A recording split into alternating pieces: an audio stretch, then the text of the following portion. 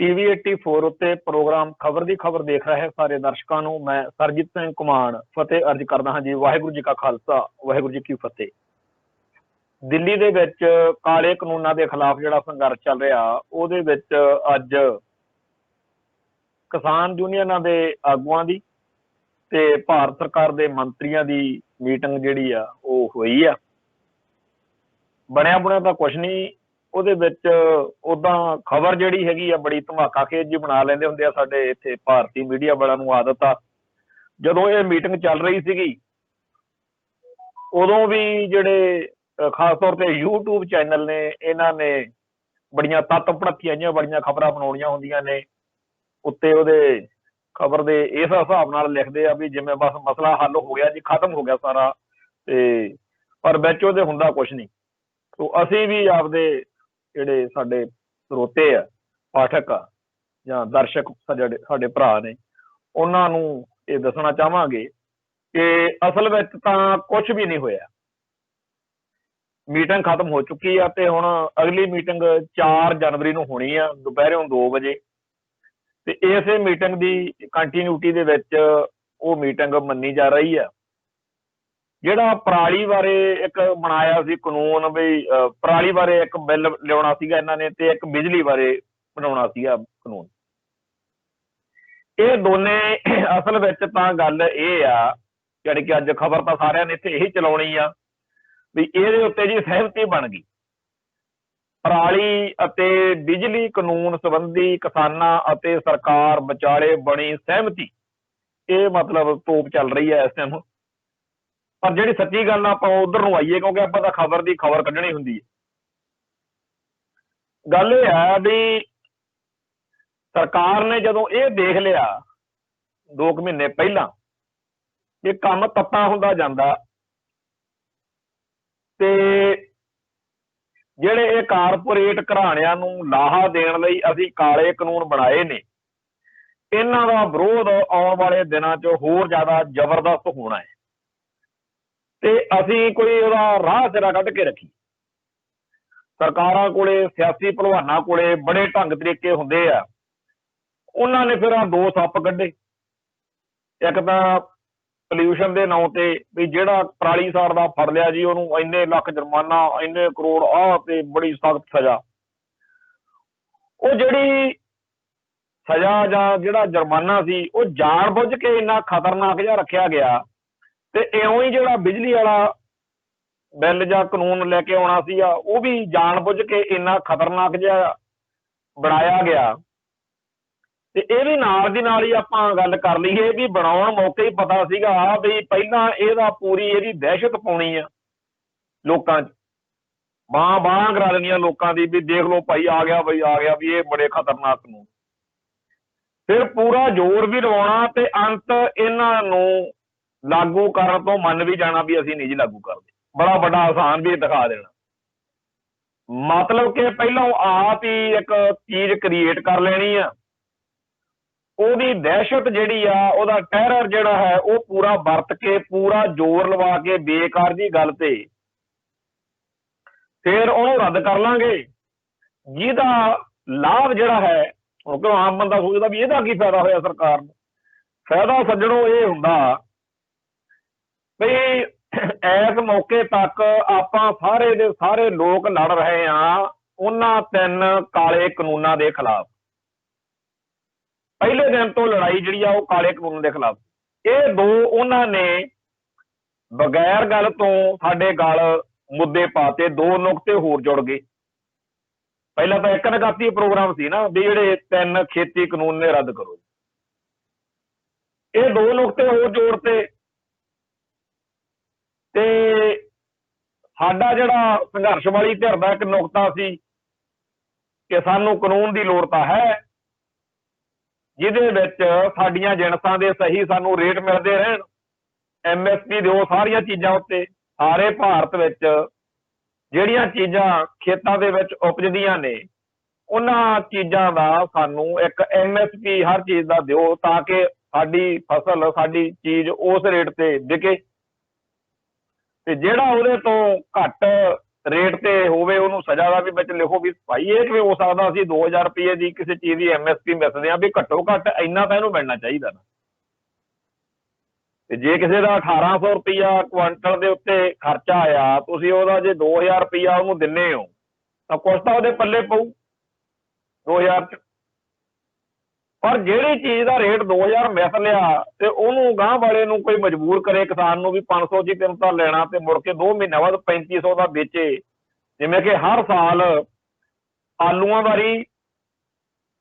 ਹਰ ਵਾਰੀ ਅਸੀਂ ਆਲੂਆਂ ਦੀ ਸਾਨੂੰ ਤਾਂ ਰਾਖੀ ਰੱਖਣੀ ਪੈਂਦੀ ਆ ਵੀ ਰਾਤ ਨੂੰ ਕੋਈ ਹੋਰ ਨਾ ਢੇਰੀ ਸਿੱਟ ਜੇ। ਆਲੂ ਜਿਹੜਾ ਹੈ ਉਹ ਜਦੋਂ ਥੋੜਾ ਜਿਹਾ ਟਾਈਮ ਲੰਘ ਜਾਂਦਾ ਫਿਰ ਉਹੀ ਆਲੂ 10 15 20 ਰੁਪਏ ਤੱਕ 25 ਤੱਕ ਵੀ 30 ਤੱਕ ਵੀ ਚਲੇ ਜਾਂਦਾ। ਤੇ ਗੰਢਿਆਂ ਦਾ ਤਾਂ ਸਾਨੂੰ ਸਮਝ ਹੀ ਨਹੀਂ ਲੱਗੀ ਪਿਆਜ਼ ਦੀ ਹੁਣ ਤੱਕ। ਜਦੋਂ ਤਾਂ ਕਿਸਾਨ ਨੇ ਪਿਆਜ਼ ਵੇਚਣਾ ਉਦੋਂ ਤਾਂ ਉਹਦਾ ਰੇਟ ਜਿਹੜਾ ਹੈਗਾ ਉਹ 5-10 ਰੁਪਏ ਤੋਂ ਵੀ ਹੇਠਾਂ ਹੁੰਦਾ, ਤੇ 2-4 ਮਹੀਨਿਆਂ ਬਾਅਦ ਸਾਰਾ ਪਿਆਜ਼ ਕੋਈ ਵਪਾਰੀ ਜਿਹੜਾ ਹੈ ਉਹ ਸਟੋਰ ਕਰਕੇ ਰੋਕ ਲੈਂਦਾ ਤੇ ਮੁੜ ਕੇ ਫਿਰ ਉਹੀ 70-80 ਰੁਪਏ ਕਿਲੋ ਤੋਂ ਲੈ ਕੇ 150-200 ਤੱਕ ਵੀ ਵਿਕ ਜਾਂਦਾ। ਇਦਾਂ ਦੀਆਂ ਜਿਹੜੀਆਂ ਠੱਗੀਆਂ ਨੇ ਉਹ ਖੇਤਾਂ ਵਿੱਚ ਮਰ ਕੇ ਕੰਮ ਕਰਨ ਵਾਲੇ ਨੂੰ ਤਾਂ ਖੁਦਕੁਸ਼ੀਆਂ ਦੇ ਰਾਹ ਤੋਰੀ ਜਾਂਦੀਆਂ ਨੇ। ਤੇ ਜਿਹੜੀ ਵਪਾਰੀ ਜਮਾਤ ਆ, ਕਾਰਪੋਰੇਟ ਘਰਾਣੇ ਆ, ਇਹ ਪਹਿਲੋਂ ਹੀ ਇਹ ਸਾਰੇ ਸਿਸਟਮ ਦੇ ਵਿੱਚ ਕਿਸਾਨ ਦੇ ਗਲ 'ਚ ਰੱਸਾ ਪੱਟ ਕੇ ਪਾਉਣ ਵਾਲੇ ਬਣੇ ਹੋਏ। ਤੇ ਹੁਣ ਜਿਹੜੇ ਕਾਲੇ ਕਾਨੂੰਨ ਲਿਆਂਦੇ ਆ ਇਹਨਾਂ ਨਾਲ ਤਾਂ ਜਿਹੜੀ ਸਾਡੀ ਪੈਲੀ ਆ ਉਹ ਵੀ ਬੰਧੂਆ ਮਜ਼ਦੂਰ ਜਿਵੇਂ ਬਣ ਜਾਂਦਾ ਬੰਦਾ। ਆਪਦੇ ਹੀ ਖੇਤ ਵਿੱਚ ਆਪ ਹੀ ਖੇਤ ਮਜ਼ਦੂਰ। ਜਿਹੜੀ ਇੱਕ ਸਰਦਾਰੀ ਜਦੋਂ ਕੋਈ ਜੱਟ ਕੋਲੇ ਖੇਤ 'ਚ ਜਾਂਦਾ ਨਾ ਜੀ, ਜਿਹੜੀ ਉਹਦੀ ਚੌਧਰ ਆ ਉਹ ਚੌਧਰ ਖਤਮ। ਤੇ ਉਸ ਖੇਤ ਵਿੱਚ ਜੇ ਜਾ ਰਿਹਾ ਕਿਸਾਨ ਤਾਂ ਉਹਦਾ ਉਹੋ ਜਿਹਾ ਮਾਣ ਖਤਮ ਜਿਹੜਾ ਉਹਦਾ ਇੱਕ ਸਰਦਾਰੀ ਵਾਲਾ ਉੱਤੇ ਮਾਣ ਸੀ ਵੀ ਇਹ ਮੇਰਾ ਖੇਤ ਆ। ਜਦੋਂ ਕੁੜੀ ਮੁੰਡੇ ਦਾ ਰਿਸ਼ਤਾ ਕਰਦੇ ਆ ਉਦੋਂ ਪੁੱਛਦੇ ਆ ਵੀ ਕਿੰਨੇ ਕਿੱਲੇ ਆ ਮੁੰਡੇ ਨੂੰ ਆਉਂਦੇ, ਕਿੰਨੀ ਜ਼ਮੀਨ ਆਉਂਦੀ, ਕਿੰਨੇ ਖੇਤ ਆਉਂਦੇ, ਉਹ ਵੀ ਕੰਮ ਖਤਮ। ਕਿਉਂਕਿ ਸਾਰਿਆਂ ਨੂੰ ਪਤਾ ਹੋਣਾ ਹੈ ਕਿ ਸਾਰਿਆਂ ਦੀ ਪੈਲੀ ਜਿਹੜੀ ਆ ਉਹ ਨੇੜਲੇ ਅਬਾਨੀ ਜਾਂ ਅਡਾਨੀ ਜਾਂ ਕਿਸੇ ਹੋਰ ਕਾਰੋਬਾਰੀ ਦੇ ਧੱਕੇ ਚੜੀ ਹੋਈ। ਸੋ ਜਿਹੜਾ ਇਹ ਖੇਤੀ ਵਾਲਾ ਸਿਸਟਮ ਸੀ ਇਹਦੇ ਚ MSP ਲੈਣ ਦੇ ਲਈ ਵੀ ਇੱਕ ਨੁਕਤਾ ਜਿਹੜਾ ਸੀ, ਇੱਕ ਮੁੱਦਾ ਉਹ ਵਿੱਚ ਪਾਇਆ ਗਿਆ ਸੰਘਰਸ਼ ਦੇ ਵਿੱਚ। ਔਰ ਮੇਨ ਮੁੱਦਾ ਸਾਰੇ ਸੰਘਰਸ਼ ਦਾ ਇੱਕੋ ਹੀ ਰਿਹਾ ਕਿ ਆਪਾਂ ਕਾਲੇ ਕਾਨੂੰਨ ਰੱਦ ਕਰੋ। ਚਲੋ ਨਾਲ ਇਹਦਾ ਦੂਜਾ ਸੀਗਾ ਕਿ ਅਸੀਂ ਚਾਹੁੰਦੇ ਹਾਂ ਕਿ ਆਹ ਗੱਲਾਂ ਦੇ ਆਧਾਰ ਤੇ ਕਾਨੂੰਨ ਬਣੇ ਜਿਹਦੇ ਨਾਲ ਕਿਸਾਨੀ ਦਾ ਜਿਹੜਾ ਲੱਕ ਟੁੱਟ ਰਿਹਾ ਉਹਦੇ ਚ ਕੋਈ ਕੁਛ ਸਾਡਾ ਬਣ ਜੇ। ਹੁਣ ਉਹਨਾਂ ਨੇ ਕੀ ਕੀਤਾ ਵੀ ਦੋ ਜਾਲੀ ਜੇ ਮੁੱਦੇ ਖੜੇ ਕਰ ਲਏ ਜਿਹੜੇ ਦੇਖਣ ਨੂੰ ਬੜੇ ਖਤਰਨਾਕ ਲੱਗਦੇ ਆ। ਵੀ ਪਰਾਲੀ ਦੇ ਉੱਤੇ ਜੇ ਤੁਸੀਂ ਪਰਾਲੀ ਦਾ ਕੀਤਾ ਤਾਂ ਇੰਨਾ ਜੁਰਮਾਨਾ ਤੇ ਇੰਨੀ ਸਜ਼ਾ, ਇੱਕ ਬਿਜਲੀ ਵਾਲਾ ਸੱਪ ਕੱਢ ਲਿਆ। ਅੱਜ ਜਦੋਂ ਮੀਟਿੰਗ ਸ਼ੁਰੂ ਹੋਈ ਹੈ ਤਾਂ ਸ਼ੁਰੂ ਜੀ ਉਹ ਕਹਿੰਦੇ ਜੀ ਆਪਾਂ ਫਿਰ ਜਿਹੜਾ ਤੁਹਾਡਾ ਕਾਲੇ ਕਾਨੂੰਨ ਜਿਹਨਾਂ ਨੂੰ ਤੁਸੀਂ ਕਹਿੰਦੇ ਹੋ, ਤੋਮਰ ਕਹਿੰਦਾ ਵੀ ਪਹਿਲਾਂ ਆਪਾਂ ਜੀ ਉਹਨਾਂ ਤੇ ਗੱਲਬਾਤ ਸਟੈਪ ਬਾਈ ਸਟੈਪ ਸ਼ੁਰੂ ਕਰ ਲਈ। ਤਾਂ ਕਿਸਾਨ ਆਗੂਆਂ ਨੇ ਕਿਹਾ ਵੀ ਗੱਲ ਤਾਂ ਉਹ ਨਿਬੜੀ ਹੋਈ ਆ, ਉਹ ਤਾਂ ਆਪਾਂ ਸਾਰਾ ਨਿਬੜੀ ਬੈਠੇ। ਤੁਸੀਂ ਹੁਣ ਅੱਜ ਦਾ ਤੁਹਾਨੂੰ ਇਸ ਗੱਲ ਲਈ ਅਸੀਂ ਬੈਠੇ ਆ। ਆਪਾਂ ਤੁਸੀਂ ਸਾਨੂੰ ਪੁੱਛਿਆ ਸੀਗਾ ਵੀ ਸਾਨੂੰ ਦੱਸੋ ਜੀ ਕਿਹੜੇ ਨੁਕਤਿਆਂ ਤੇ ਗੱਲ ਕਰਨੀ ਹੈ, ਤੁਹਾਨੂੰ ਭੇਜਿਆ ਤਾਂ ਹੈਗਾ ਏਜੰਡਾ, ਤੇ ਏਜੰਡੇ 'ਚ ਸਾਫ਼ ਲਿਖਿਆ ਹੋਇਆ ਵੀ ਆਪਾਂ ਹੁਣ ਇਸ ਗੱਲ ਨੂੰ ਅੱਗੇ ਤੋਰਨਾ ਕਿ ਕਿਵੇਂ ਆਖਰ ਕਿਵੇਂ ਕਿਹੜੇ ਤਰੀਕੇ ਨਾਲ ਇਹ ਕਾਲੇ ਕਾਨੂੰਨ ਰੱਦ ਹੋਣਗੇ, ਰੱਦ ਕਰਨ ਦਾ ਤੁਹਾਡੀ ਵਿਧੀ ਕੀ ਹੋ। ਤੁਹਾਨੂੰ ਇਹ ਏਜੰਡਾ ਲਿਖ ਕੇ ਭੇਜਿਆ ਸੀ। ਉਹ ਜਦ ਹੀ ਕਹਿੰਦੇ ਚਲੋ ਛੱਡੋ ਆਪਾਂ ਜੀ ਅਗਲੇ ਵਿਸ਼ੇ ਤੇ ਆ ਜਾਓ MSP ਤੇ। MSP ਤੇ ਕਾਫੀ ਲੰਬੀ ਚੌੜੀ ਗੱਲਬਾਤ ਹੋਈ। ਹੁਣ ਜਦ ਨੂੰ ਗੁਰੂ ਕੇ ਲੰਗਰ ਆ ਗਏ, ਗੁਰੂ ਕੇ ਲੰਗਰ ਅੱਜ ਤੋਮਰ ਹੋਣਾ ਨੇ ਨਾਲ ਛਕ ਲਏ। ਹੁਣ ਸਾਡੇ ਮੀਡੀਆ ਕਰਮਚਾਰੀ, ਸਾਡੇ ਆਲੇ ਦੁਆਲੇ ਦੇ ਲੋਕ ਜਿਹੜੇ ਆ ਉਹਦਾ ਦੂਰੋਂ ਦੇਖ ਕੇ ਭਾਵ ਇਹ ਲੈ ਗਏ ਕਿ ਅੱਜ ਤਾਂ ਬਈ ਇਕੱਠੇ ਪ੍ਰਸ਼ਾਦਾ ਪਾਣੀ ਛਕਿਆ ਜਾ ਰਿਹਾ, ਗੁਰੂ ਕੇ ਲੰਗਰ ਛਕੇ ਜਾ ਰਹੇ ਨੇ। ਤੇ ਇਹ ਤੋਮਰ ਹੋਣਾ ਨੇ ਤਾਂ ਹੁਣ ਜ਼ਕੀਲਾ ਫਸਿਆ ਹੁੰਦਾ ਤੇ ਅੱਜ ਤਾਂ ਬਈ ਇਹ ਸਰਕਾਰ ਜਿਹੜੀ ਹੈਗੀ ਆ ਉਹ ਕਿਸਾਨਾਂ ਦੇ ਨਾਲ ਕਾਫੀ ਖੁਸ਼ ਮਿਜਾਜੀ ਦੇ ਵਿੱਚ ਵਾ ਤੇ ਅੱਜ ਤਾਂ ਕੋਈ ਗੱਲ ਬਣੂਗੀ। ਔਰ ਇਹ ਗੱਲਾਂ ਦਾ ਕੀ ਫਾਇਦਾ ਹੁੰਦਾ, ਇਹ ਤਾਂ ਡਰਾਮੇਬਾਜ਼ੀਆਂ ਹੁੰਦੀਆਂ ਇਹਨਾਂ ਦੀਆਂ। ਉਹ ਇਹਨਾਂ ਤੋਮਰ ਹੋਣਾ ਨੇ ਸਾਰਿਆਂ ਨੇ ਚਲੋ ਗੁਰੂ ਕੇ ਲੰਗਰ ਚੋਂ ਪ੍ਰਸ਼ਾਦਾ ਪਾਣੀ ਛਕਿਆ। ਉਹਦਾ ਚਾਹੇ ਵੈਰੀ ਦੁਸ਼ਮਣ ਵੀ ਹੋਵੇ, ਸਾਡਾ ਇਤਿਹਾਸ ਦੱਸਦਾ ਵੀ ਜੰਗਲਾਂ ਦੇ ਵਿੱਚ ਜਦੋਂ ਸਿੰਘ ਰਹਿੰਦੇ ਸੀ, ਜਦੋਂ ਪ੍ਰਸ਼ਾਦਾ ਤਿਆਰ ਹੋ ਜਾਣਾ ਨਾ, ਨਗਾਰਾ ਖੜਕਣਾ ਵੀ ਦੂਰ ਨੇੜੇ ਪਤਾ ਲੱਗ ਜੇ ਭਾਈ ਗੁਰੂ ਦਾ ਲੰਗਰ ਤਿਆਰ ਹੋ ਗਿਆ ਤੇ ਛਕਣ ਵਾਲੇ ਪਹੁੰਚ ਜਾਣ। ਉਦੋਂ ਗੁਰੂ ਦੇ ਸਿੰਘਾਂ ਨੇ ਉੱਚੀ ਆਵਾਜ਼ ਵਿੱਚ ਇਹ ਗੱਲ ਜ਼ਰੂਰ ਕਹਿਣੀ ਵੀ ਭਾਈ ਜੇ ਕੋਈ ਭੁੱਲਿਆ ਭਟਕਿਆ ਰਾਹੀ ਪਾਂਧੀ ਆਲੇ ਦੁਆਲੇ ਫਿਰਦਾ ਤਾਂ ਇੱਥੇ ਗੁਰੂ ਕੇ ਸਿੰਘਾਂ ਦਾ ਪ੍ਰਸ਼ਾਦਾ, ਗੁਰੂ ਦਾ ਲੰਗਰ ਤਿਆਰ ਹੋ ਗਿਆ ਤੇ ਆਜੋ ਛਕ ਲਓ। ਅਸਲ ਵਿੱਚ ਕੋਈ ਮੁਖਬਰ, ਕੋਈ ਸੂਹੀਆ, ਕੋਈ CID ਵਾਲਾ, ਉਹ ਜੇ ਕੋਈ ਨੇੜੇ ਤੇੜੇ ਹੋਵੇ ਭਾਈ ਆ ਕੇ ਪ੍ਰਸ਼ਾਦਾ ਛਕ ਲੇ। ਹੁਣ ਸਿੱਧਾ ਤਾਂ ਕਹਿਣਾ ਨਹੀਂ ਹੁੰਦਾ ਹੈਗਾ ਵੀ ਭਾਈ ਚੱਲ ਤੂੰ ਵੀ ਆਪਦਾ ਕੰਮ ਕਰਦਾ ਫਿਰਦਾ ਆ ਜਾ ਛਕ ਲੈ। ਉਹ ਸਿੱਖ ਤਾਂ ਉਦੋਂ ਬੈਰੀਆਂ ਦੁਸ਼ਮਣਾਂ ਨੂੰ ਵੀ ਛਕਵਾ ਦਿੰਦੇ ਰਹੇ ਆ, ਹੁਣ ਵੀ ਆ। ਕਈ ਵਾਰ ਸਾਨੂੰ ਪੁਲਿਸ ਵਾਲੇ ਕਟਾਪਾ ਚਾੜਦੇ ਆ ਜਦੋਂ ਧਰਨੇ ਮੁਜ਼ਾਹਰੇ ਦਿੰਦੇ ਆ ਅਸੀਂ ਪੰਥ ਲਈ, ਉਦੋਂ ਫਿਰ ਗੁਰੂ ਕੇ ਲੰਗਰ ਤਾਂ ਸਾਰਿਆਂ ਲਈ ਕਰ ਦਈਦੇ ਆ। ਹੁਣ ਵੀ ਹਰ ਰੋਜ਼ ਸਿੰਘੂ ਬਾਰਡਰ ਦੇ ਉੱਤੇ ਜਾਂ ਟੀਕਰੀ ਬਾਰਡਰ ਦੇ ਉੱਤੇ ਵੀਰੋ ਸਿੰਘਾਂ ਦਾ ਚਾਹ ਦਾ ਗੱਫਾ ਜਦੋਂ ਤਿਆਰ ਹੋ ਜਾਂਦਾ, ਜਿਹੜੀ ਉੱਥੇ ਫੋਰਸਾਂ ਲੱਗੀਆਂ ਰਹੀਆਂ ਉਹਨਾਂ ਨੂੰ ਫਿਰ ਛਕਾ ਦਿੰਦੇ ਆ ਸਾਡੇ ਸਿੰਘ। ਸੋ ਅੱਜ ਵੀ ਜਦੋਂ ਗੁਰੂ ਕੇ ਲੰਗਰ ਉੱਥੇ ਪਹੁੰਚੇ ਆ ਤਾਂ ਉਹਨਾਂ ਨੇ ਉੱਥੇ ਇਹਨਾਂ ਨੇ ਵੀ ਕਿਹਾ ਤੇ ਛਕਣਾ, ਤੇ ਫਿਰ ਉਹ ਛਕਿਆ ਸਾਰਿਆਂ ਨੇ। ਪ੍ਰਸ਼ਾਦਾ ਪਾਣੀ ਛਕਦਿਆਂ ਦੀਆਂ ਗੱਲਾਂ ਬਾਤਾਂ ਜਾਂ ਦੂਰੋਂ ਹਾਵ ਭਾਵ ਦੇਖ ਕੇ ਕਈ ਸਾਡੇ ਇੱਥੋਂ ਜਿਹੜਾ ਪੱਤਰਕਾਰ ਭਾਈਚਾਰਾ ਉਹ ਵੀ ਹੱਥਾਂ ਪੈਰਾਂ 'ਚ ਆਇਆ ਪਿਆ ਆ। ਕਈ ਵਿਚਾਰੇ ਜਿਹੜੇ ਆ ਛੋਟੇ ਮੋਟੇ ਚੈਨਲਾਂ ਵਾਲੇ ਨੇ, ਉਹ ਤਾਂ ਇਸ ਤਰੀਕੇ ਨਾਲ ਖਬਰ ਬਣਾ ਕੇ ਉਹਨਾਂ ਨੇ ਤਾਂ ਪਾਤੀ ਵੀ ਸਾਨੂੰ ਲੋਕਾਂ ਨੇ ਫੋਨ ਕਰਕੇ ਬੜਾ ਸਾਰਿਆਂ ਨੂੰ ਪੁੱਛਣਾ ਦੱਸਣਾ ਸ਼ੁਰੂ ਕਰਤਾ ਵੀ ਜੀ ਉਹਨੇ ਫਲਾਣੇ ਅਖਬਾਰ ਨੇ, ਫਲਾਣੇ ਚੈਨਲ ਨੇ ਤਾਂ ਲਿਖਤਾ ਵੀ ਗੱਲ ਮੁੱਕ ਗਈ, ਨਿਬੜ ਗਈ। ਉਹ ਗੱਲ ਉਦੋਂ ਤੱਕ ਤਾਂ ਕੋਈ ਕੰਢੇ ਬੰਨੇ ਕੀ ਗੱਲ ਤੁਰੀ ਵੀ ਨਹੀਂ ਸੀ ਕਿਸੇ ਚੱਜ ਹਾਲ ਦੀ ਗੱਲ। ਉਸ ਤੋਂ ਬਾਅਦ ਫਿਰ ਪਰਾਲੀ ਵਾਲੀ ਤੇ ਬਿਜਲੀ ਵਾਲੀ ਗੱਲ ਸੀ। ਇਹਨਾਂ ਨੁਕਤਿਆਂ ਦੇ ਉੱਤੇ ਤਾਂ ਸਰਕਾਰ ਨੂੰ ਪਹਿਲੇ ਤੋਂ ਨਹੀਂ ਪਤਾ ਵੀ ਇਹ ਤਾਂ ਇਸੇ ਡਰਾਉਣ ਨੂੰ ਗੱਲ ਚਲਾਉਣ ਲਈ ਰੱਖੇ ਹੋਏ। ਅੱਜ ਵਾਲੀ ਖਬਰ ਇਸ ਸਾਲ ਦੀ ਬੜੀ ਆਪਦੇ ਵੱਲੋਂ ਤੋਪ ਵਾਲੀ ਖਬਰ ਆ, ਬੰਬ ਦਾ ਗੋਲਾ ਚਲਾਇਆ ਜਿਹੜਾ ਵੀ ਪਰਾਲੀ ਅਤੇ ਬਿਜਲੀ ਕਾਨੂੰਨ ਸੰਬੰਧੀ ਕਿਸਾਨਾਂ ਤੇ ਸਰਕਾਰ 'ਚ ਸਹਿਮਤੀ ਬਣੀ ਆ। ਇਹ ਤੋਮਰ ਨੇ, ਜਿਹੜਾ ਖੇਤੀ ਮੰਤਰੀ ਆ ਭਾਰਤ ਦਾ, ਉਹਨੇ ਪ੍ਰੈਸ ਕਾਨਫਰੰਸ ਕਰਕੇ ਇਹ ਗੱਲ ਕਹੀ ਆ ਤੇ ਉਹਨੂੰ ਲੱਗਦਾ ਵੀ ਇਹਦੇ ਨਾਲ ਸਾਰੇ ਭਾਰਤ ਦੇ ਜਾਂ ਇਸ ਸੰਘਰਸ਼ ਨਾਲ ਸੰਬੰਧਿਤ ਲੋਕ ਬੜੇ ਖੁਸ਼ ਹੋ ਜਾਣਗੇ ਵੀ ਚਲੋ ਜੀ ਅੱਧੀ ਤਾਂ ਗੱਲ ਮੰਨ ਲਈ ਸਰਕਾਰ ਨੇ। ਇਹ ਤਾਂ ਗੱਲ ਹੈ ਹੀ ਨਹੀਂ ਸੀ, ਇਹ ਮੰਨਣ ਲਈ ਉਹਦੀ ਤੁਰੇ ਹੀ ਨਹੀਂ, ਘਰਾਂ 'ਚੋਂ ਨਿਕਲੇ ਹੀ ਨਹੀਂ। ਜਿਹੜੀ ਗੱਲ ਲਈ ਪੰਗਾ ਹੈ ਉਹਦਾ ਹਜੇ ਅੱਗੇ ਆ, ਉਹ 4 ਜਨਵਰੀ ਨੂੰ ਪਤਾ ਲੱਗਾ। ਤੇ 4 ਜਨਵਰੀ ਨੂੰ ਜਦੋਂ ਸਿੰਘ ਫਸਣੇ ਆ ਫੇਰ ਕੁੰਡੀਆਂ ਦੇ, ਤੇ ਜਦੋਂ ਬੜੇਵੇਂ ਖਾਣੀ ਨਿੱਤਰਨੀ ਆ ਉਸ ਦਿਨ ਪਤਾ ਤਾਂ ਉਦੋਂ ਲੱਗਣਾ, ਕਿਉਂਕਿ ਸੋਧਾਂ ਕਰਾ ਲਓ ਦਾ ਰੌਲਾ ਤਾਂ ਪਿਛਲੇ 22-23 ਦਿਨ ਤੋਂ ਲਗਾਤਾਰ ਪੈ ਰਿਹਾ। ਪਹਿਲਾਂ ਤਾਂ ਕਹਿੰਦੇ ਸੀਗੇ ਜੀ ਇਹ ਕਾਨੂੰਨ ਦੇ ਵਿੱਚ ਇੱਕ ਨਿੱਕਾ ਜਿਹਾ ਵੀ ਨੁਕਸ ਨਹੀਂ।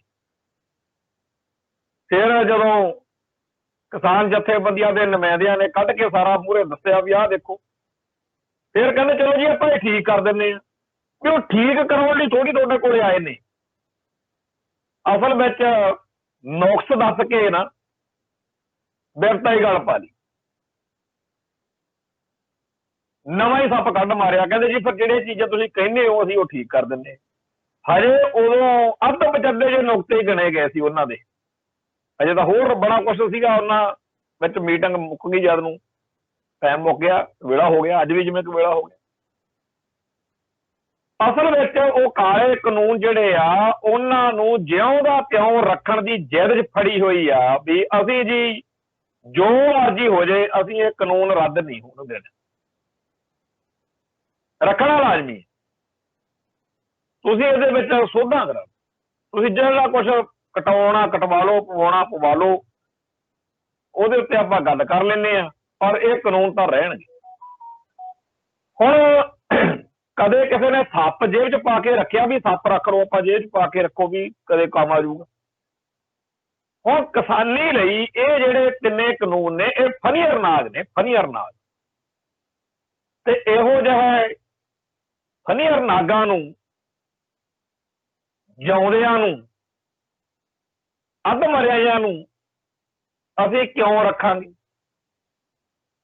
ਸੋ ਕਿਸਾਨੀ ਦਾ ਸਭ ਤੋਂ ਪਹਿਲਾ ਤੇ ਆਖਰੀ ਸਵਾਲ ਹੀ ਇਹ ਆ ਤੇ ਜਦੋਂ ਇਹ ਕਾਨੂੰਨ ਸਾਡੇ ਹਿੱਤਾਂ ਦੇ ਉਲਟ ਨੇ, ਅਸੀਂ ਇਹਨਾਂ ਨੂੰ ਬਣਾਉਣ ਦੀ ਕਦੇ ਮੰਗ ਵੀ ਨਹੀਂ ਕੀਤੀ, ਤਾਂ ਅਸੀਂ ਇਹਨਾਂ ਕਾਨੂੰਨਾਂ ਨੂੰ ਕਿਉਂ ਮੰਨੀਏ, ਜਦੋਂ ਕਿ ਤੁਸੀਂ ਇਹ ਗੱਲ ਦੱਸ ਚੁੱਕੇ ਹੋ ਕਿ ਇਹ ਕਾਨੂੰਨ ਤਾਂ ਅਸਲ ਵਿੱਚ ਵਪਾਰਕ ਘਰਾਣਿਆਂ ਲਈ ਬਣਾਏ।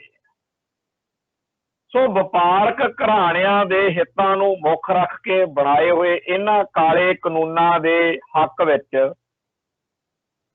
ਮੋਦੀ ਦੀ ਸਰਕਾਰ ਤੇ ਸਾਰੇ ਭਾਜਪਾ ਆਗੂ ਜਿਹੜੇ ਡਟੇ ਹੋਏ ਨੇ, ਉਹਨਾਂ ਦਾ ਇੱਕ ਨਿਕਾਤੀ ਪ੍ਰੋਗਰਾਮ ਆ ਕਿ ਜੇ ਧਰਤੀ ਇੱਧਰ ਆ ਜਾਵੇ, ਸੂਰਜ ਜਿਹੜਾ ਹੈ ਉਹ ਇੱਧਰੋਂ ਚੜ੍ਹਨ ਲੱਗ ਜੇ, ਤਾਂ ਵੀ ਅਸੀਂ ਇਹ ਗੱਲ ਮੰਨਣੀ ਨਹੀਂ। ਕਿਉਂ ਨਹੀਂ ਮੰਨਣੀ? ਮੰਨਦੇ ਆ ਕਿ ਕਾਨੂੰਨ ਕਹਿੰਦੇ ਠੀਕ ਨਹੀਂ, ਮੰਨਦੇ ਆ ਕਿ ਇਹ ਕਿਸਾਨਾਂ ਦਾ ਭਲਾ ਨਹੀਂ ਕਰਨਗੇ, ਨੁਕਸਾਨ ਕਰਨਗੇ, ਪਰ ਅਸੀਂ ਰੱਦ ਨਹੀਂ ਕਰਦੇ। ਹਕੀਕਤ ਇਹ ਹੈ ਕਿ ਇੱਕ ਤਾਂ ਇਹਨਾਂ ਦੀ ਹੰਕਾਰ ਸਿਰ ਚੜਿਆ ਹੋਇਆ, ਸਮਝਦੇ ਕਿਸੇ ਨੂੰ ਕੁਛ ਨਹੀਂ। ਇਹ ਕੋਈ ਲੋਕਤੰਤਰ ਵਾਲੀ ਗੱਲ ਥੋੜੀ ਆ, ਇਹ ਤਾਂ ਹਿਟਲਰ ਸ਼ਾਹੀ ਆ, ਤਾਨਾਸ਼ਾਹੀ ਆ। ਤੇ ਜੋ ਅਸੀਂ ਸੋਚ ਲਿਆ, ਜੋ ਅਸੀਂ ਕਰ ਲਿਆ, ਅਸੀਂ ਕਦੇ ਕਦਮ ਨਹੀਂ ਪਿੱਛੇ ਪੱਟਿਆ। ਚਾਹੇ ਪਿਛਲੇ ਸਮੇਂ ਦੇ ਵਿੱਚ ਅਸੀਂ GST ਵਾਲਾ ਪੁਆੜਾ ਖੜਾ ਕੀਤਾ, ਚਾਹੇ ਅਸੀਂ ਨੋਟਬੰਦੀ ਕੀਤੀ, ਚਾਹੇ ਅਸੀਂ ਕਸ਼ਮੀਰ ਵਾਲਾ ਕੀਤਾ, CAA NRC, ਬੜੇ ਟਟਵੈਰ ਕੀਤੇ। ਹਜੇ ਬਹੁਤ ਸਾਰੀਆਂ ਗੱਲਾਂ ਹੋਰ ਨੇ ਜਿਹੜੀਆਂ ਇਸ ਵੇਲੇ ਚਰਚਾ ਵਿੱਚ ਨਹੀਂ ਹੈਗੀਆਂ। ਇਸ ਮੁਲਕ ਨੂੰ ਹਿੰਦੂ ਰਾਸ਼ਟਰ ਬਣਾਉਣ ਦੇ ਲਈ ਜਿਸ ਤਰੀਕੇ ਦੇ ਨਾਲ ਭਾਰਤੀ ਸਾਰੇ ਅਦਾਰਿਆਂ ਨੂੰ, ਜਿਹੜੀਆਂ ਸੰਸਥਾਵਾਂ ਨੇ, ਜਿਹੜੀਆਂ ਇੰਸਟੀਟਿਊਸ਼ਨਸ ਨੇ, ਉਹਨਾਂ ਦਾ ਜਿਵੇਂ ਪਲੰਦਾ ਬੰਨਿਆ ਗਿਆ, CBSE ਬੋਰਡ ਦੀਆਂ ਜਾਂ ਹੋਰ ਸਾਰੀਆਂ ਜਿਹੜੀਆਂ ਕਿਤਾਬਾਂ ਨੇ, ਉਹਨਾਂ ਰਾਹੀਂ ਜਿਵੇਂ ਸਾਰਿਆਂ ਦਾ ਬਾਹਮਣੀਕਰਨ ਕਰਨ ਉੱਤੇ ਲੱਕ ਬੰਨਿਆ ਹੋਇਆ। ਇਹ ਸਾਰੇ ਜਿਹੜੇ ਮੁੱਦੇ ਨੇ, ਇਹ ਪਿਛਲੇ ਲੰਮੇ ਅਰਸੇ ਤੋਂ ਇੱਕ ਤਰਫਾ ਵਹਾਅ ਚੱਲ ਰਿਹਾ ਤੇ ਸਾਰੇ ਭਾਰਤ ਦੇ ਲੋਕਾਂ ਦੇ ਦਿਲਾਂ ਵਿੱਚ ਇੱਕ ਦਹਿਸ਼ਤ, ਇੱਕ ਟੈਰਰ ਫੈਲਾ ਦਿੱਤਾ ਗਿਆ ਸੀ ਕਿ ਜਿਹੜਾ ਵੀ ਮੋਦੀ ਹੋਣਾ ਦੇ, ਭਾਜਪਾ ਹੋਣਾ ਦੇ, ਇਸ ਭਗਵੇਂ ਬ੍ਰਿਗੇਡ ਦੇ ਇਹਨਾਂ ਕਾਲੇ ਕਾਰਨਾਮਿਆਂ ਦੇ ਬਾਰੇ ਕੋਈ ਗੱਲ ਕਰੂਗਾ ਨਾ, ਬਸ ਅਸੀਂ ਰਗੜ ਦੇਣਾ। ਆ ਵਿਚਾਰੇ CAA ਤੇ NRC ਦੇ ਖਿਲਾਫ ਸ਼ਾਹੀਨ ਬਾਗ ਦੇ ਵਿੱਚ ਉੱਥੇ ਧਰਨਾ ਲਾ ਹੀ ਬੈਠੇ ਸੀ।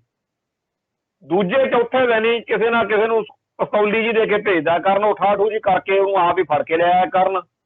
ਸਾਰੇ ਤਕਰੀਬਨ ਉਹ ਭਗਵੇਂ ਬ੍ਰਿਗੇਡ ਵਾਲੇ ਬੰਦੇ ਸੀਗੇ ਤੇ ਬੜਾ ਮਾੜਾ ਕਰਦੇ ਰਹੇ, ਪਰ ਕੋਈ ਸੁਣਵਾਈ ਨਹੀਂ ਹੋਈ, ਕਿਸੇ ਨੇ ਕੋਈ ਉਹਨਾਂ ਦੀ ਗੱਲ ਹੀ ਨਹੀਂ। ਸਾਰਿਆਂ ਦਾ ਪੱਖ ਇਹ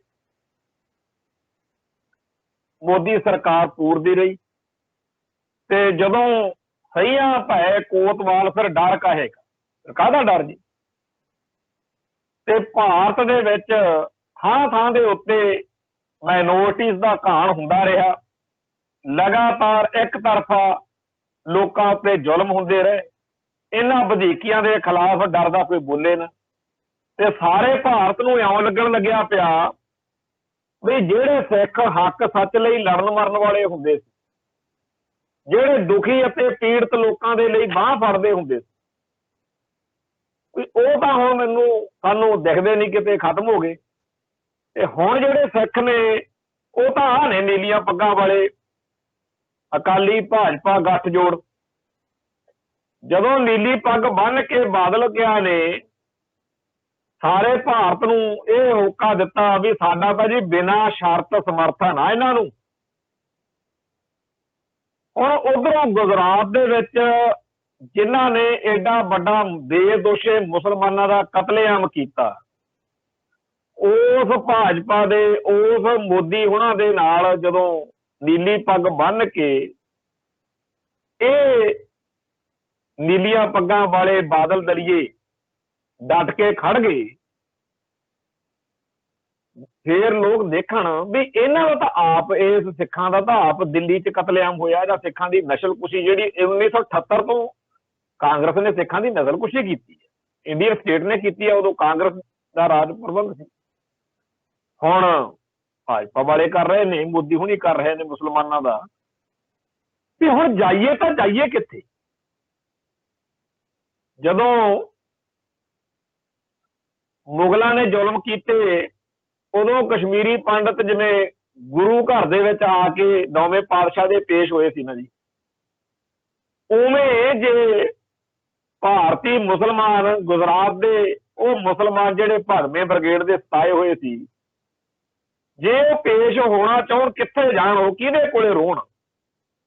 ਲੈ ਦੇ ਕੇ ਸਾਰੇ ਭਾਰਤ ਵਿੱਚ ਇਕੱਲੇ ਸਿੱਖ ਨੇ ਜੀ ਜਿਨ੍ਹਾਂ ਦੀਆਂ ਲੱਤਾਂ 'ਚ ਮਾੜੀ ਮੋਟੀ ਜਾਨ ਆ, ਜਿਹੜੇ ਇਸ ਹਿੰਦੂ ਕੱਟੜਵਾਦ ਦੇ ਸਾਹਮਣੇ ਡਟ ਸਕਦੇ। ਤੇ ਹਿੰਦੂ ਕੱਟੜਵਾਦ ਦੇ ਸਾਹਮਣੇ ਡਟਣ ਵਾਲਿਆਂ ਦੇ ਧਾਰਮਿਕ ਅਤੇ ਸਿਆਸੀ ਆਗੂ ਜਿਹੜੇ ਹੈ, ਉਹ ਬਾਦਲ ਕਹਿੰਦੇ ਰਾਹੀਂ ਜਾਂ ਬਾਦਲ ਹੁਣੇ ਉਹਨਾਂ ਦੇ ਕਰਤਾ ਧਰਤਾ ਨੇ। ਆ ਵਿੱਚ ਵਿਚਾਲੇ ਜੇ ਗਿਆਨੀ ਹਰਪ੍ਰੀਤ ਸਿੰਘ ਜਥੇਦਾਰ ਅਕਾਲ ਤਖਤ ਥਾਪਿਆ ਬਾਦਲ ਵਾਲਿਆਂ ਨੇ, ਕਦੇ ਕਦਾਈ ਉਹ ਬਾਦਲਕਿਆਂ ਦੇ ਕਹਿਣ ਦੇ ਉੱਤੇ ਜ਼ਰੂਰ RSS ਬਾਰੇ ਬੋਲਦੇ ਕਰਦੇ ਰਹੇ ਆ, ਪਰ ਸਾਡੇ ਸਾਹਮਣੇ ਹੈ ਕਿ ਜਦੋਂ 1994 ਦੇ ਵਿੱਚ ਇਹਨਾਂ ਨੇ ਡੈਫੀਨੇਸ਼ਨ ਬਦਲਤੀ ਨਾ ਵੀ ਜਿਹੜਾ ਮਰਜੀ ਅਕਾਲੀ ਦਲ ਵਿੱਚ ਬਾਦਲ ਦਲ ਵਿੱਚ ਸ਼ਾਮਲ ਹੋ ਸਕਦਾ, ਜਦੋਂ ਇਹਨਾਂ ਨੇ ਧੜੀ ਫੜ ਕੇ ਬਹੁਤ ਸਾਰੇ ਹਿੰਦੂ ਜਾਂ ਇਹੋ ਜਿਹੇ ਲੋਕ ਜਿਹੜੇ ਭਾਜਪਾ ਜਾਂ ਕਾਂਗਰਸ ਵਿੱਚ ਅਨਫਿੱਟ ਸੀਗੇ, ਉਹਨਾਂ ਨੂੰ ਜਦੋਂ ਇਹਨਾਂ ਨੇ ਬਾਦਲ ਦਲੀਆਂ ਨੇ ਅਕਾਲੀ ਕਹਿਣਾ ਸ਼ੁਰੂ ਕਰਤਾ, ਅਕਾਲੀ ਦਲ ਚ ਲੈ ਜਾਂਦਾ, ਫਿਰ ਉਹ ਸਿੱਖ ਜਿਹੜੇ ਕਾਂਗਰਸ ਅਤੇ ਬਾਦਲ ਦਲ ਦੇ ਵਿੱਚ ਫਿੱਟ ਨਹੀਂ ਸੀ ਬੈਠ ਸਕਦੇ, ਉਹ ਭਾਜਪਾ ਚ RSS ਵਿੱਚ ਜਾਣ ਲੱਗ ਗਏ। ਅੱਜ ਜਦੋਂ ਆਹ ਸੰਘਰਸ਼ ਚੱਲ ਰਿਹਾ, ਬਹੁਤ ਸਾਰੇ ਸਿੱਖਾਂ ਨੇ ਇਤਰਾਜ਼ ਕੀਤਾ, ਇੱਥੇ ਕਾਫੀ ਜ਼ਬਰਦਸਤ ਨੌਜਵਾਨਾਂ ਨੇ ਰੋਸ ਮੁਜ਼ਾਹਰਾ ਕੀਤਾ ਹੈਗਾ ਅੰਮ੍ਰਿਤਸਰ ਦੇ ਵਿੱਚ। ਇੱਥੇ ਦੋ ਬੜੀਆਂ ਅਹਿਮ ਸੰਸਥਾਵਾਂ ਨੇ, ਇੱਕ ਹੈ ਚੀਫ ਖਾਲਸਾ ਦੀਵਾਨ। ਚੀਫ ਖਾਲਸਾ ਦੀਵਾਨ ਦੇ ਵਿੱਚ ਇੱਕ ਮੈਂਬਰ ਆ ਇਕਬਾਲ ਸਿੰਘ ਲਾਲਪੁਰਾ, ਉਹ ਭਾਜਪਾ ਦਾ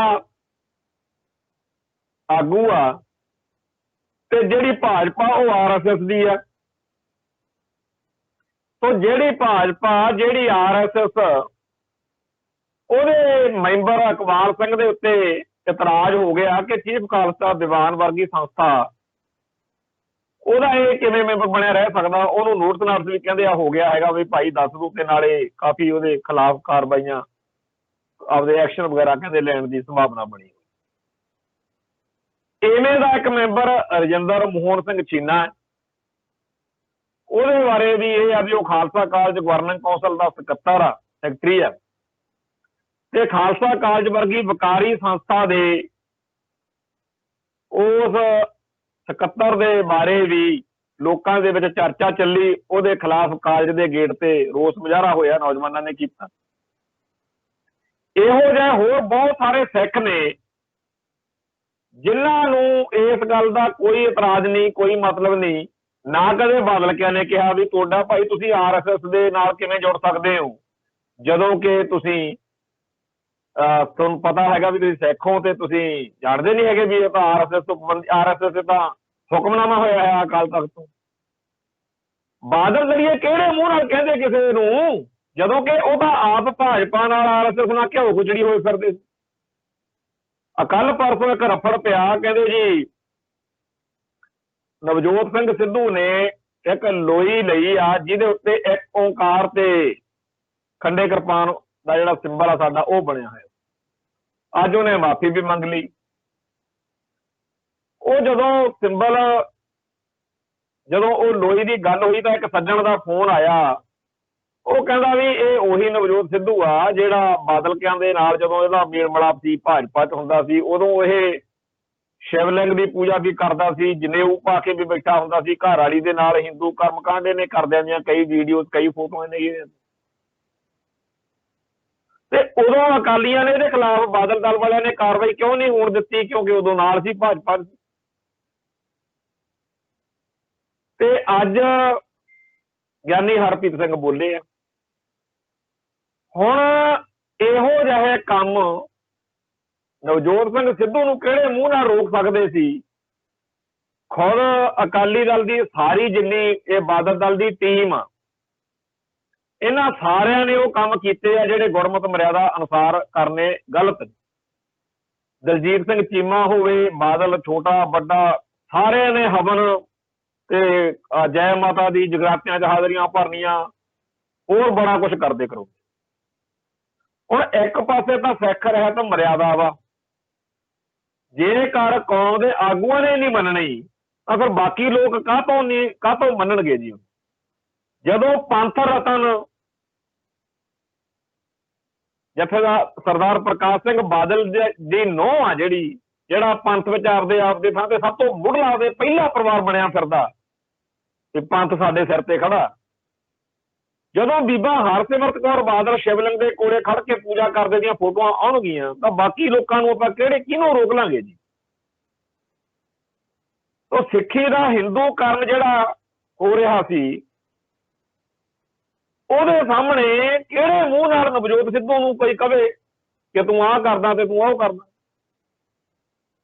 ਸੋ ਇੱਥੇ ਚਾਹੇ ਕੋਈ ਇਕਬਾਲ ਸਿੰਘ ਲਾਲਪੁਰਾ ਸੀ, ਚਾਹੇ ਕੋਈ ਰਜਿੰਦਰ ਮੋਹਨ ਸਿੰਘ ਛੀਨਾ ਸੀ, ਚਾਹੇ ਕੋਈ ਨਵਜੋਤ ਸਿੰਘ ਸਿੱਧੂ ਸੀ, ਤੇ ਚਾਹੇ ਹੋਰ ਬਹੁਤ ਸਾਰੇ ਲੋਕ ਸੀ ਜਿਨ੍ਹਾਂ ਨੇ ਆਪੋ ਆਪਦੇ ਸਵਾਰਥਾਂ ਲਈ, ਆਪੋ ਆਪਦੇ ਮਤਲਬਾਂ ਲਈ, ਜਦੋਂ ਸਿਆਸੀ ਤੌਰ ਦੇ ਉੱਤੇ ਕਾਮਯਾਬ ਹੋਣ ਦੇ ਲਈ ਬੀਜੇਪੀ ਨਾਲ, RSS ਨਾਲ ਇਸ ਤਰੀਕੇ ਨਾਲ ਤਾਲਮੇਲ ਕੀਤਾ ਹੈ, ਤਾਂ ਉਹ ਕਰਨ ਕਰਾਉਣ ਦਾ ਰਾਹ ਤਾਂ ਉਦੋਂ ਖੁੱਲਿਆ ਨਾ ਜਦੋਂ ਬਾਦਲ ਕਿਆਂ ਨੇ ਹਿੰਦੂਆਂ ਨੂੰ ਅਕਾਲੀ ਬਣਾਉਣਾ ਸ਼ੁਰੂ ਕਰਤਾ, ਫਿਰ ਉਹਨਾਂ ਨੇ ਸਿੱਖਾਂ ਨੂੰ ਨਾਲ ਜੋੜਨਾ ਸ਼ੁਰੂ ਕਰਤਾ।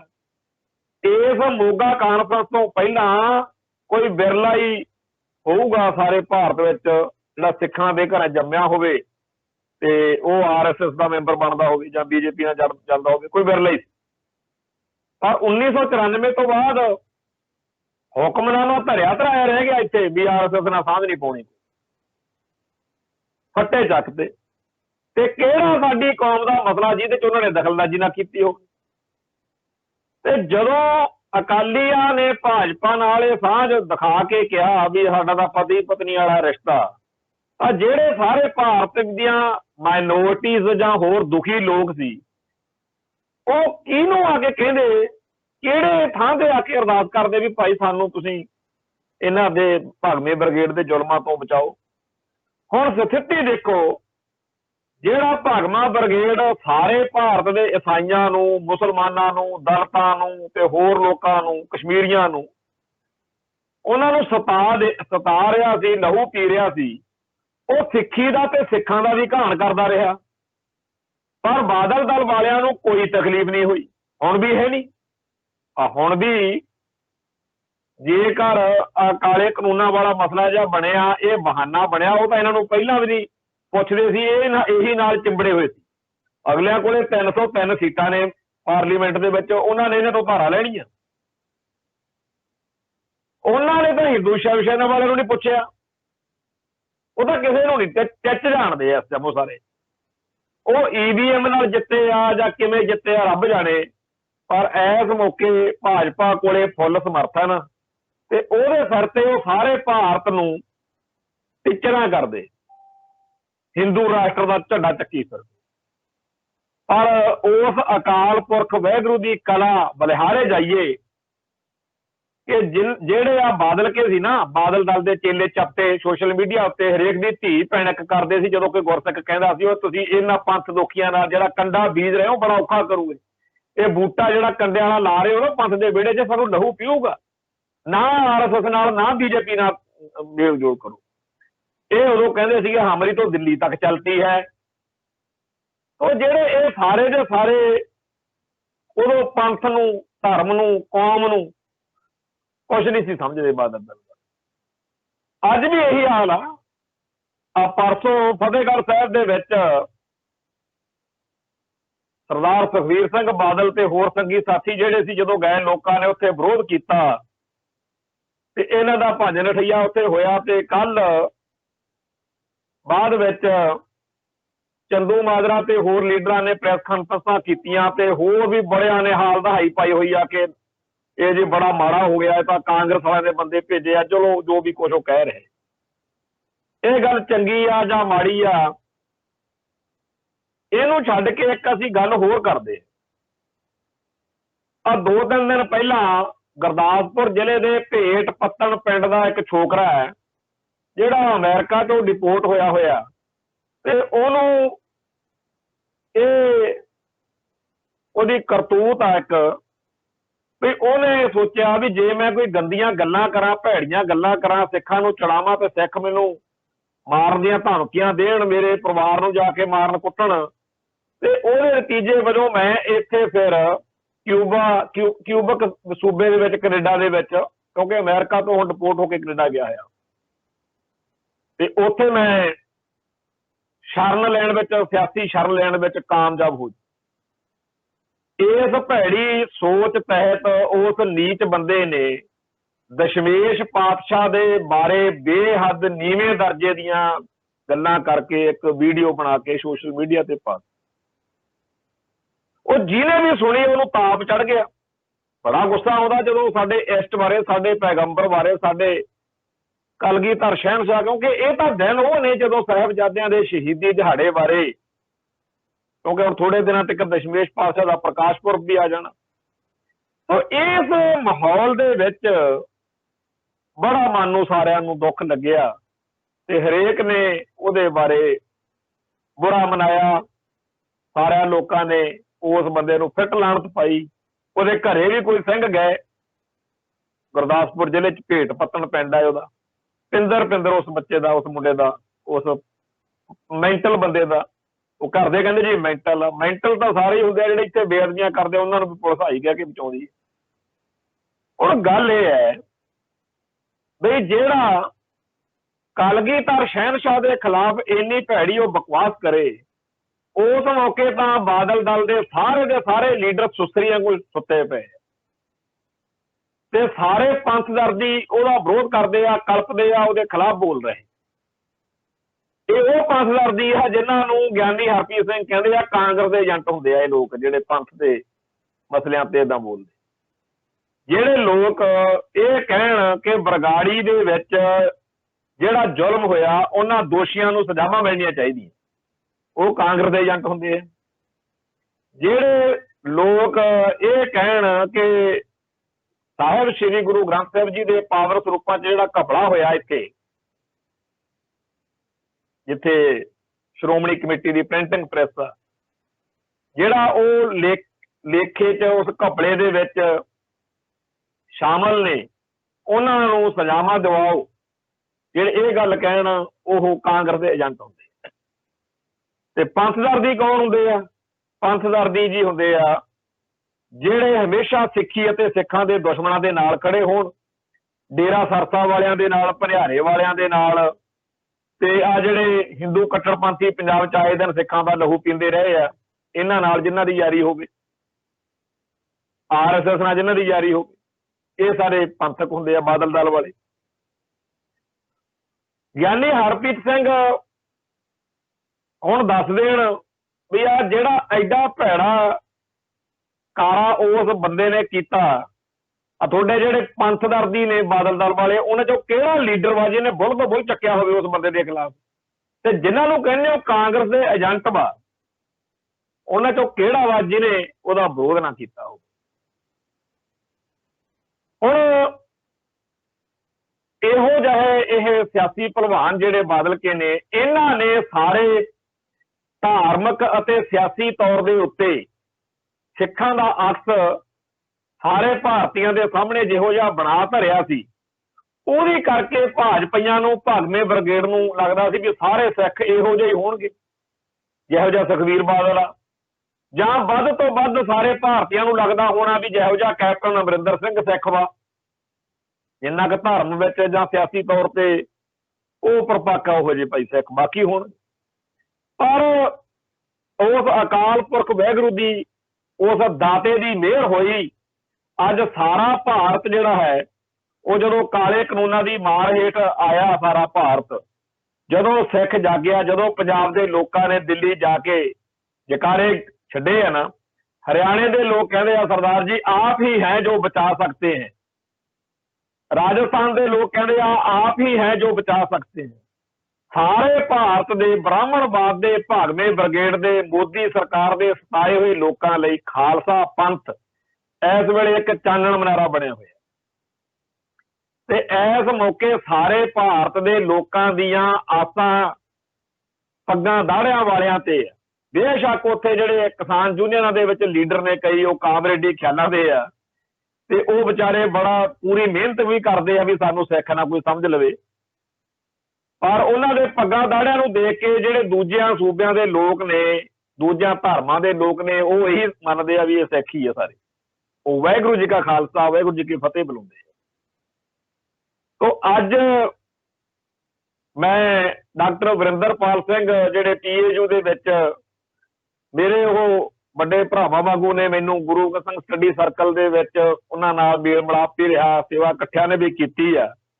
ਉਹਨਾਂ ਦੀ ਇੱਕ ਇੰਟਰਵਿਊ ਸੁਣ ਰਿਹਾ ਸੀਗਾ ਜਦੋਂ ਉਹਨਾਂ ਨੇ ਪਿਛਲੇ ਦਿਨਾਂ ਦੇ ਵਿੱਚ ਜਿਹੜਾ ਉਹਨਾਂ ਨੂੰ ਭਾਰਤ ਸਰਕਾਰ ਨੇ ਬਹੁਤ ਵੱਡਾ ਮਾਣ ਸਨਮਾਨ ਦੇਣਾ ਸੀ, ਉਹਨਾਂ ਨੇ ਮੌਕੇ ਉੱਤੇ ਨਾ ਕਰ ਦਿੱਤੀ ਬਈ ਜਿੱਥੇ ਮੇਰੇ ਕਿਸਾਨੀ, ਕਿਉਂਕਿ ਮੈਂ ਖੇਤੀ ਨਾਲ ਸੰਬੰਧਿਤ ਖੋਜ ਕੀਤੀ ਆ, ਉਹਦੇ ਕਰਕੇ ਮੈਨੂੰ ਤੁਸੀਂ ਭਾਰਤ ਸਰਕਾਰ ਵੱਲੋਂ ਇਹ ਸਨਮਾਨ ਦੇਣਾ, ਮੈਂ ਨਹੀਂ ਲੈਂਦਾ ਕਿਉਂਕਿ ਤੁਸੀਂ ਕਿਸਾਨਾਂ ਨੂੰ ਪੂਰਾ ਰੋਲਿਆ ਹੋਇਆ।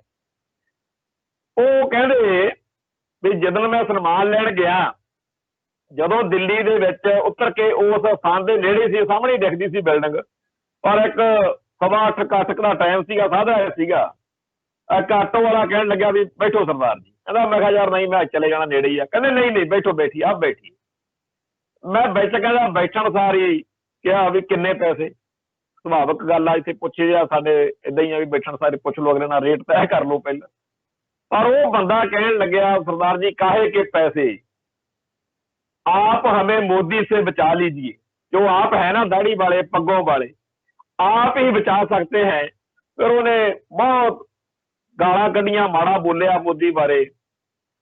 मोदी दे जुल्मां दा सताया होया ਉਹ ਇੱਕ ਆਮ ਆਟੋ ਡਰਾਈਵਰ ਉਸ ਡਾਕਟਰ ਵਰਿੰਦਰਪਾਲ ਸਿੰਘ ਤੋਂ, ਕਿਉਂਕਿ ਉਹਦੀ ਕੌਮ ਡਾਕਟਰ ਸਾਹਿਬ ਦੇ ਜਿਹੇ ਜੀ ਸ਼ਕਲ ਸੂਰਤ ਦੀ, ਪੱਗਾਂ ਦਾੜੇ ਵਾਲੇ, ਉਹਦੇ ਤੋਂ ਸਾਰੇ ਦੁਨੀਆ ਆਸ ਕਰਦੀ ਆ, ਉਸ ਸਰੂਪ ਤੋਂ ਆਸ ਕਰਦੀ ਆ, ਗੁਰੂ ਦੀ ਸ਼ਕਲ ਤੋਂ, ਗੁਰੂ ਦੇ ਖਾਲਸੇ ਤੋਂ, ਗੁਰੂ ਦੇ ਬਖਸ਼ੇ ਸਰੂਪ ਤੋਂ ਆਸ ਕਰਦੀ ਆ ਵੀ ਇਹ ਸਾਨੂੰ ਬਚਾ ਸਕਦਾ। ਬੇਅੰਤ ਇਹੋ ਜਿਹੇ ਸਿੱਖ ਸਾਡੇ ਕੋਲੇ ਇਸ ਮੌਕੇ ਨੇ ਜਿਹੜੇ ਕਹਿੰਦੇ ਆ ਕਿ ਸਾਨੂੰ ਦੂਜੀਆਂ ਕੌਮਾਂ ਦੇ, ਦੂਜਿਆਂ ਧਰਮਾਂ ਦੇ, ਦੂਜਿਆਂ ਸੂਬਿਆਂ ਦੇ ਲੋਕ ਜਿਹੜੇ ਆ ਸਾਤੋਂ ਆਸ ਕਰੀ ਬੈਠੇ ਆ ਕਿ ਇਹ ਬਚਾਉਣਗੇ। ਤੇ ਇਹ ਵੀ ਗੱਲ ਪੱਕੀ ਆ ਕਿ ਜਿੱਦਣ ਤੋਂ ਦਿੱਲੀ 'ਚ ਜਾ ਕੇ ਸਿੰਘਾਂ ਨੇ ਡੇਰੇ ਲਾ ਲਏ ਆ, ਭਾਗਮਾ ਬਰਗੇਡ ਆ, ਹਿੰਦੂ ਕੱਟੜਵਾਦ, ਜਿਹੜੇ ਕਹਿੰਦੇ ਹਿੰਦੂ ਰਾਸ਼ਟਰ ਬਸ ਬਣਾ ਕੇ ਪੈਣਾ ਸੀ ਆ 2020 ਦੇ ਐਂਡ ਤੇ 2020 ਦੀ ਆਖਰੀ ਜਿਹੜੀ ਹੈਗੀ ਆ ਸ਼ਾਮ ਉਹ ਹੋਣ ਵਾਲੀ ਆ, ਤੇ ਇਹਨਾਂ ਦਾ ਹਿੰਦੂ ਰਾਸ਼ਟਰ ਪਤਾ ਨਹੀਂ ਕਿਹੜੇ ਖੁੰਝੇ ਪਿਆ। ਹਿੰਦੂ ਰਾਸ਼ਟਰ ਤਾਂ ਨਹੀਂ ਕਿਤੇ ਦਿਖਦਾ, ਪਰ ਸਾਰੇ ਭਾਰਤ ਦੇ ਇਸ ਮੋਦੀ ਦੇ ਭਗਵੇਂ ਬ੍ਰਿਗੇਡ ਦੇ ਸਤਾਏ ਹੋਏ ਲੋਕਾਂ ਨੂੰ ਗੁਰੂ ਦਾ ਖਾਲਸਾ ਜਿਹੜਾ ਹੈਗਾ, ਖਾਲਸਾ ਹੀ ਪਰਚਮ ਜਿੱਥੇ ਜਿੱਥੇ ਝੂਲ ਰਿਹਾ, ਇੱਕ ਆਸ ਦੀ ਕਿਰਨ ਦਿਖਾ ਰਿਹਾ। ਉਹ ਮੈਂ ਤਾਂ ਇਹੀ ਕਹਿਣਾ ਕਿ ਇਹ ਕਾਲੇ ਚਿੱਟੇ ਕਾਨੂੰਨਾਂ ਦੇ ਨਾਲ ਲੜਦਿਆਂ ਜਿਹੜੀ ਸਾਡੀ ਖਾਲਸੇ ਦੀ ਸ਼ਾਨ ਵੱਧ ਰਹੀ ਹੈ, ਜਿਹੜੀ ਇਹਨਾਂ ਬਾਦਲਕਿਆਂ ਨੇ ਮੋਦੀਕਿਆਂ ਨਾਲ ਰਲ ਕੇ ਸਾਡੇ ਧਰਮ ਦਾ ਅਕਸ ਵੀ ਵਿਗਾੜਿਆ, ਸਾਡੀ ਸਿਆਸਤ ਦਾ ਅਕਸ ਵੀ ਵਿਗਾੜਿਆ, ਕਿਉਂਕਿ ਇਹਨਾਂ ਰਾਹੀਂ ਰੀਪ੍ਰਜੈਂਟ ਹੋਏ ਨਾ ਅਸੀਂ। ਲੋਕਾਂ ਨੇ ਸਮਝ ਵੀ ਇਹੋ ਜਿਹੇ ਹੁੰਦੇ ਜਿਹੜੇ ਬਾਦਲਕੇ, ਇਹ ਬਾਦਲਕੇ ਨਹੀਂ ਹੈਗੇ, ਲੋਕਾਂ ਨੂੰ ਲੱਗਦਾ ਸੀ ਇਹ ਪੂਰੀ ਕੌਮ ਦੇ ਨੁਮਾਇੰਦੇ ਆ, ਤੇ ਇਹ ਖੜੇ ਆ ਉਸ ਜ਼ਾਲਮ ਤੇ ਬੁੱਚੜ ਭਗਵੇਂ ਬ੍ਰਿਗੇਡ ਦੇ ਨਾਲ। ਖੈਰ, ਉਸ ਸੱਚੇ ਪਾਤਸ਼ਾਹ ਦੇ, ਉਸ ਅਕਾਲ ਪੁਰਖ ਵਾਹਿਗੁਰੂ ਦੇ ਬਲਿਹਾਰੇ ਜਾਂਦੇ ਆ ਜਿਨ੍ਹਾਂ ਨੇ ਸਾਨੂੰ ਇੰਨੇ ਜੋਗਾ ਕੀਤਾ ਕਿ ਅੱਜ ਸਾਰੇ ਸੰਸਾਰ ਦੇ ਵਿੱਚ ਲੋਕ ਇਸ ਸ਼ਕਲ ਨੂੰ, ਇਸ ਸਰੂਪ ਨੂੰ ਪਿਆਰ ਕਰਦੇ ਆ। ਆਉਣ ਵਾਲਾ ਨਵਾਂ ਸਾਲ ਜਿਹੜਾ ਕਿ ਅੰਗਰੇਜ਼ੀ ਹਿਸਾਬ ਦੇ ਨਾਲ ਹੁਣ 1 ਜਨਵਰੀ ਨੂੰ ਨਵਾਂ ਸਾਲ ਮਨਾਇਆ ਜਾਂਦਾ, ਤੇ ਉਦੋਂ ਉਸ ਨਵੇਂ ਵਰ੍ਹੇ ਦੇ ਵਿੱਚ ਸਾਡੇ ਪੰਥ ਦੀ ਹੋਰ ਚੜ੍ਹਦੀ ਕਲਾ ਹੋਵੇ, ਅਕਾਲ ਪੁਰਖ ਵਾਹਿਗੁਰੂ ਆਪਦੇ ਸੇਵਕਾਂ ਦੀ ਪੈਜ਼ ਰੱਖੇ, ਸਾਡੀ ਕੌਮ ਤੋਂ ਕੋਈ ਇਹੋ ਜਿਹਾ ਕੰਮ ਨਾ ਹੋਵੇ ਜਿਹਦੇ ਨਾਲ ਇਤਿਹਾਸ ਵਿੱਚ ਅਸੀਂ ਗਲਤ ਪਾਏ ਜਾਈਏ, ਸਾਤੋਂ ਉਹ ਕੰਮ ਹੋਣ ਜਿਹਦੇ ਨਾਲ ਗਰੀਬ, ਨਿਮਾਣੇ, ਲਤਾੜੇ ਹੋਏ ਲੋਕ ਸਾਡੇ ਗੁਣ ਗਾਉਣ, ਕਿਉਂਕਿ ਸਾਨੂੰ ਹਰ ਵੇਲੇ ਚੇਤੇ ਆ ਨਾਨਕ ਨਾਮ ਚੜ੍ਹਦੀ ਕਲਾ, ਤੇਰੇ ਭਾਣੇ ਸਰਬੱਤ ਦਾ ਭਲਾ, ਸਰਬੱਤ ਦਾ ਭਲਾ ਹੀ ਮੰਗਦੇ ਰਹੀਏ। ਇੰਨੀਆਂ ਬੇਨਤੀਆਂ ਪ੍ਰਵਾਨ ਕਰਿਓ, ਕੱਲ ਫੇਰ ਮਿਲਾਂਗੇ। ਫਤਿਹ ਅਰਜ ਕਰਦੇ ਹਾਂ ਜੀ। ਵਾਹਿਗੁਰੂ ਜੀ ਕਾ ਖਾਲਸਾ, ਵਾਹਿਗੁਰੂ ਜੀ ਕੀ ਫਤਿਹ।